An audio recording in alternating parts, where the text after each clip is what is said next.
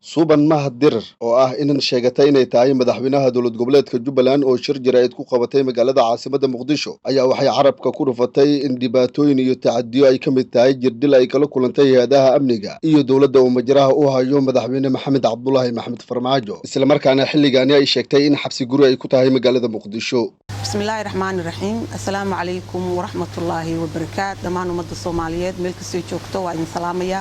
talaan kadib waa anigoo ah suuban mahadirir ahna madaxweynaha dowlad goboleedka Jubbaland oo sida xorta iyo xalaasha ee badi shacabka Jubbaland codkooda u soo siiyeen run ahaantii waxaan rabaa inaan maanta halkaan ku qeexo waxyaabihii igu dhacay oo ahaa xadgudubkii igu imaaday oo ay dowladda federaalka sida qaawan igu geysatay ilaa iyo bilihii hadda lagu jiray markii ugu horeysay oo ahaa xadgudubkii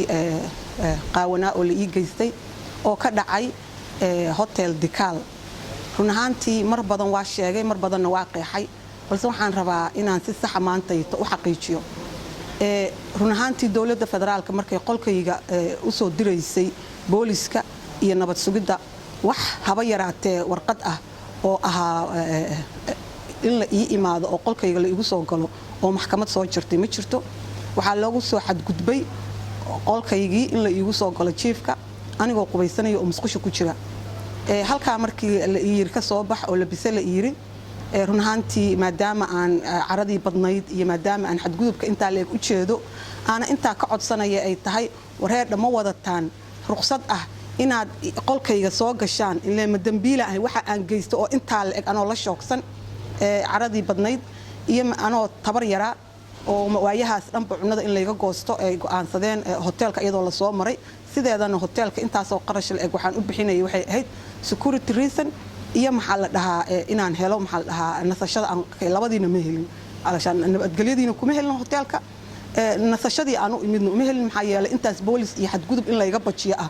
ayaa hotelka inta la soo maray ay sameynayeen looyariin baan qabsaday oo waxaan u qabsaday dhibaatada hotelka la soo dhexmarayo oo ay soo dhexmarayaan hay'adaha amniga in ay calashaan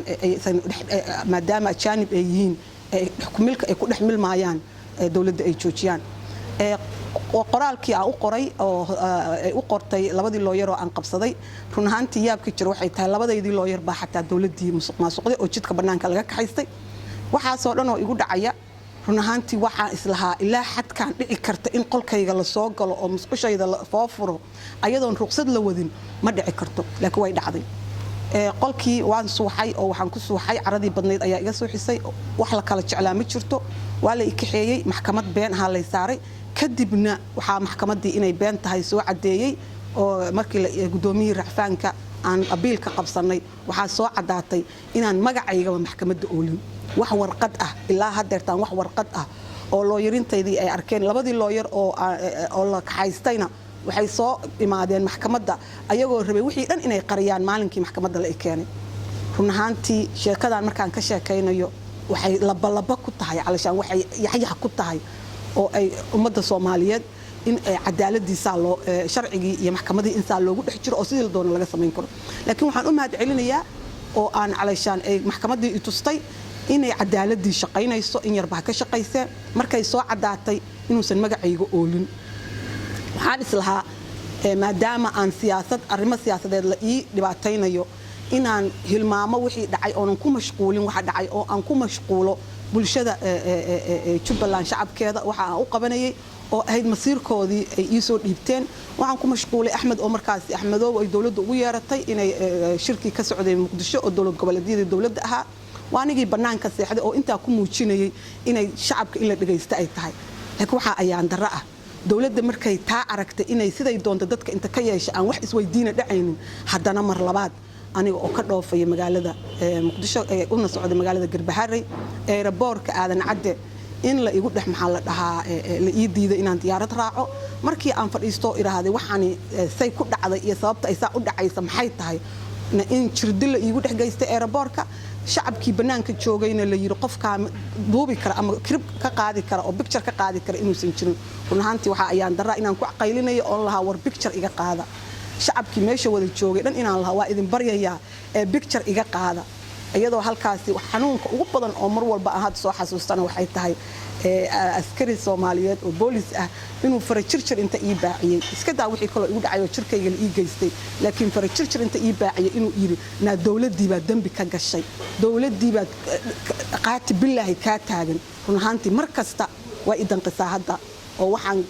dareemayaa waxay tahay dawladnimadiina loogu shaqeyn lahaa booliskii ilaalin lahaa mas'uuliyiinta iyo shacabka iyo ummadda Soomaaliyeed u shaqeyn lahaa in ay ku takrifalayaan oo la leeyahay shakhsi baa calashan run ahaan isla shakhsigaas ayaana wuxuu igu yiraahday waxa laga haysto oo markii hore koow dagaal dhibaatada igu dhacaysay oo musqushaydan igu soo galayay wuxuu igu yiri meesha laga haysto oo inaad iska soo saxda ay tahay waa madaxtooyada waa madaxweynaha iyo xafiiska nabad sugidda oo wuxuu igu yiri khaladaadka aad galaysid iyo waxa galaysid waa ka toobad keenay Syria waa ka toobad keenay fikirkayga on xorta u ahay ayaan waxaan leeyahay anaa khaldamay waana ka toobad keenay runtii waa ayaan daro waxa soo idil oo igu dhacay waxaan xabsi guri ku ahay oo ilaa maalinkii aan ku dhex jira oo hadda laga jooga close to 20 maalmood ee maalinkii aeroboortka la ii diiday inaan ka dhoofo oo aan aado magaalada Garbaharey ilaa maanta oo maalinkii jir dale ah 20 bari aan ka joogo waxaba yaraatay inta wax la ii geystana waligeed Allah dawladda kama soo hadasho sababta uga soo hadlay la aday waxay tahay waxaan doonaan ka yeeli karnaa shacabka especially dumarka waxaan doonaan ku sameeynaynaa waxaan wax cidna weydiin karta iyo waxna laga qaadi karana ma jirto security-gayga oo halis ku jira teedana kalena waxay tahay rag iyo dumarku waxay ku kala duwan yihiin annaga qabiil uma dhawaaqno dhalinyaro badan ayuu gada joogta ayaa waxay igu dhaheen ciidankan ka dhaxbaxaynaa markay dhibaatada dhacday waxay dhaheen ciidankan ka baxaynaa goosma u dul qaadan karno mas'uul qof dhan oo mas'uul noo ah oo madaxweynaheennii ah insaan loo galo run ahaantii waxaan ku kula taliyay inaysan ciidanka ka bixin because waxa wax la igu yeelay qabiil ma aha waxa wax la igu yeelay waa qarannimadii iyo awoodii dalka baa la iigu tagrifalay waxaana iigu tagrifalay waxay tahay madaxweynihii dalka iyo maxaa la dhahaa Maxamed Cabdullaahi Farmaajo iyo Fahad Yaasiin oo nabad sugidda ah hay'adda nabad sugidda taliyaha hay'adda nabad sugidda xukuuma ah oo ku tagrifalay awoodoodii oo ay caddahay marka inaan qabiil ka dhigo oo ay ama reerkayga aan dhaho calashan ka soo baxa ciidanka military because dalka cid shakhsi kale ma jirto ciidanka militariga waa ciidan Soomaaliyeed waxa ay ilaalinayaan waxay tahay inay ka ilaaliyaan ummadda Soomaaliyeed cadawga ku soo duulaya iyo cadawga dhexdooda ah oo ah argagixisada waxaan kaloo rabaa halkan inaan wax yar soo xuso oo ka soo sheekeeyo dalkeena iyo dhaqankeena wuxuu ahaa runaantii dagaalkii sokeeye markii uu dhacayay waxyaabaha lagu badbaaday oo ummadda Soomaaliyeed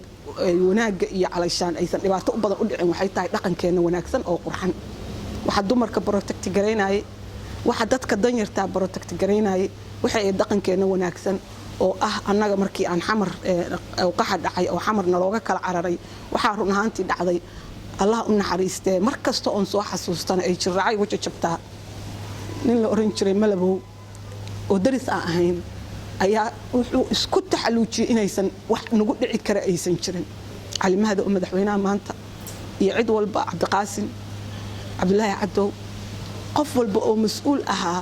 wixii dadka laga tagay dalka ku dhaca ama qabiilkii la isku dagaalay ku dhaca waxay la ahayd wax way dhaceen oo ma oranayo wax ma dhicin wax way dhaceen laakiin wixii inay sii socoto dadkii baabi'inay dadkii joojinay waxay ahayd dadka Soomaaliyeed 20 sano ka hor waxa dalka igu soo celiyay oo Cabdiqaasim markuu iimaanayay aan u doorbiday inaan magaalada Muqdisho oo anoo cabsanaya oo argagaxsan aan kaga dhoofay inaan maanta ku soo laabto waxay ahayd Allah u naxariistay adeer Malabow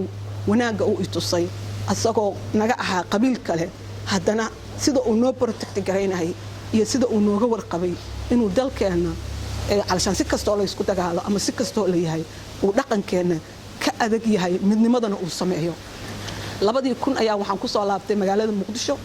waxaan la socday Cabdiqaasim wafdigii uu hogaaminayay oo ugu horeysay oo dawladnimada Soomaaliya soo celiyay kadib markii dib loo yagleelay dawladnimada Soomaaliya dawladii ku meel gaarka ahayd waxaan imaaday magaalada Muqdisho ilaa iyo Balidoogle oo aan ku soo degnay ilaa iyo studio-ga sportivada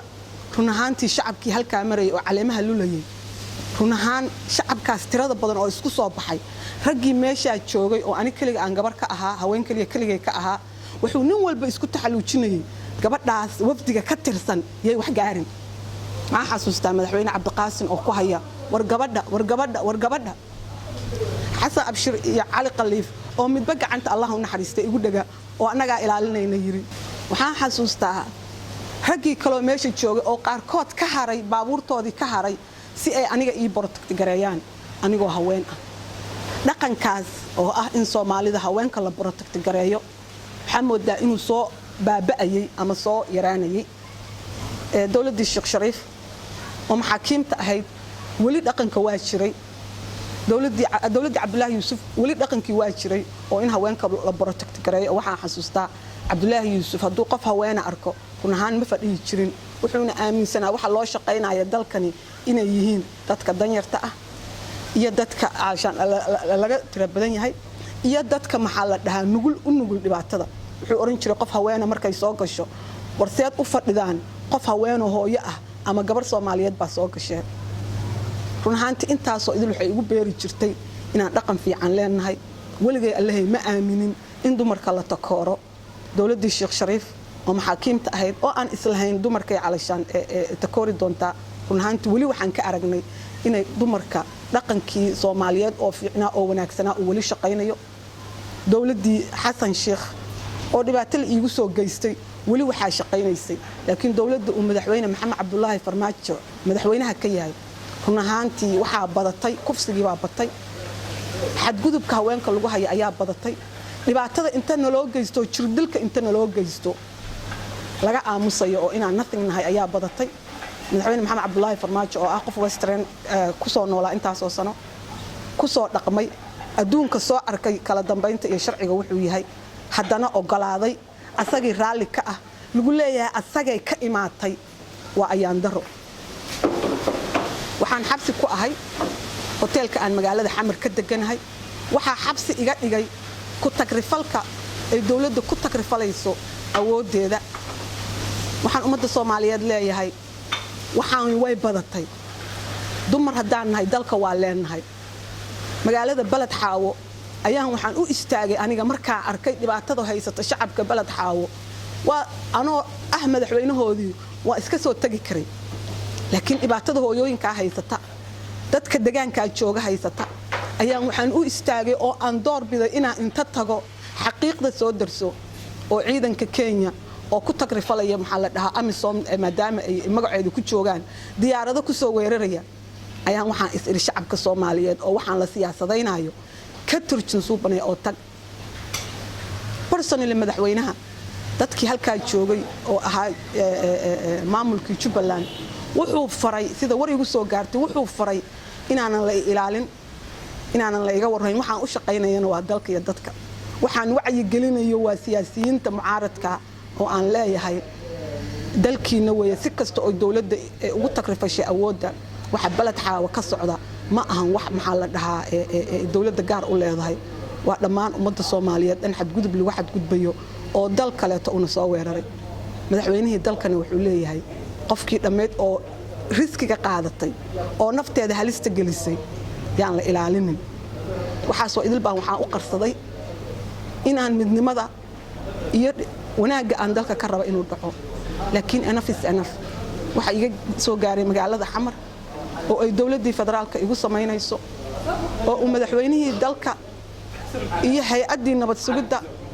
ninka loo magacaabay Fahad Yaasin igu suubinayaan wax loo dul qaadan kara ma aha kaligayna iguma socoto waxay ku socotaa ummadda Soomaaliyeed oo idil gaar ahaan haweenka oo codkoodii la yiri ma hadli kartaan codna aanan lahayn haweenka Soomaaliyeed waxaan leeyahay cod waa leenahay waqtigii dal naloo nixi jiray oo dhaqankii wanaagsanaa oo naloogu tiri jiray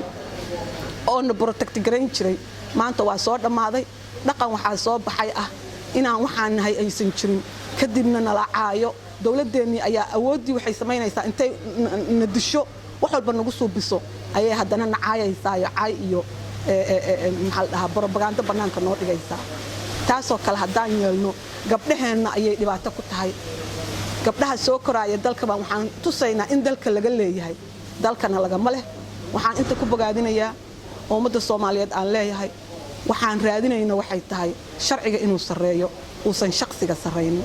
assalaamu calaykum waraxmatullaahi wabarakaatuh waxaa kaloo ka mid ah runaantii waxaan ka mid ahaa sideedana aniga waxaan raadiyaa dalkani inuu siduu dib ugu soo hanan lahaa dawladnimadiisii shacabkana in loo shaqeeyo ay dowladda markaa joogta siday horay ugu socon lahayd horumarna loo gaari lahaa waxaan ka mid ahaa dowlad goboleedyadii iskaashigii dowlad goboleedyada oo shirkii lagu qabanayay madaxtooyada oo madaxweyne maxamed cabdullaahi farmaajo uu ugu yeeray dowlad goboleedyada 2017kii ama 18kii inay ahayd baa u malaynaya shirka markuu dhacayay ayaan run ahaantii intaan shirka ku jiray waxyaabaha ugu badan oo ugu adag oo aan meesha ku loobi gareynayay waxaa ka mid ahayd inaanan la isku isticmaalin ciidanka ama military ha ahaadaan ama ciidanka booliska iyo nabad sugidda inay tahay waxaasoo kaleeto ku takrifal awoodeed dowladdana ay ka digtoonaatay maadaama markaa galmudug ay dhibaato ka socotay shirkii markuu dhammaaday horta intii shirka lagu dhex jiray ayaa handadaad sax ah waxaa la igu dhex handaday oo uu igu dhex handaday deputy chief staffkii markaana Fahad Yaasin ayaa ahaa chief staff wuxuu igu dhex handaday madaxtooyada dhexdeeda oo uu ii sheegay inaanan dalkani shaqo aan ka dhexelayo aysan jirin haddaan waxa aan wada joojin exactly waxa uu igu yiri waxay ahayd suubanay waa lagu rabaa inaan la shaqayso dowladda la shaqayso waa la rabaa laakiin sida aad ku socotay hadaa ku jirtid iska daa inaad dalkan ka shaqayso dowlad goboleedyada xataa hawada aad ku dhex neefsanaysaa runaantii wax weyn uma qaadan sababtoo ah ragga Soomaaliyeed inay qaarkood iska hadlaan way sameeyaan maadaama aan siyaasadda wax badan ku soo dhex jiray isla habeenkii markaan gurigayga hotelkii tagay waxaa taleefankayga lagu soo bilaabay wicitaan